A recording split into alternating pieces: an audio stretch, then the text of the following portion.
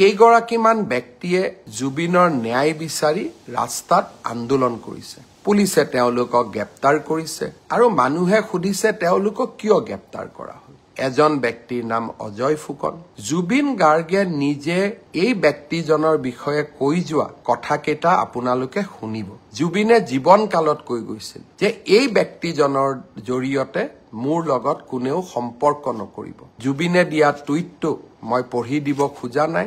জুবিনৰ ভিডিঅ'টো সামাজিক মাধ্যমত উপলব্ধ থাকিব। আৰু এইগৰাকী ব্যক্তিয়ে কংগ্ৰেছ দলৰ যোৱা চাবুৱা বিধানসভা সমষ্টিৰ প্ৰাৰ্থী আছিল। আনজন ন্যায় বিচৰা ব্যক্তি হ'ল ভিক্টৰ দাস। এগৰাকী সহজ সৰল ছোৱালী কেনেকৈ গুৰুল কৰি এই ব্যক্তিজনে পিটিছিলে তাৰ প্ৰতিচ্ছবি এতিয়াও আমাৰ সন্মুখত পৰা আঁতৰি যোৱা নাই। যিদিনাখন এই ব্যক্তিজনে ছোৱালীজনীক গুৰুল কৰি মাৰিছিলে মই ভাবো সিদিনাখন জুবিনেও কান্দিছিলে আৰু জুবিনেও এই ব্যক্তিজনৰ বিৰুদ্ধে ন্যায় বিচাৰিছিলে। অসমবাসী ৰাইজক মই বিনম্ৰতাৰে সৈতে ক'ব খোজো, জুবিনৰ নামত চৰকাৰ বিৰোধী ৰাজনীতি হ'ব নোৱাৰে।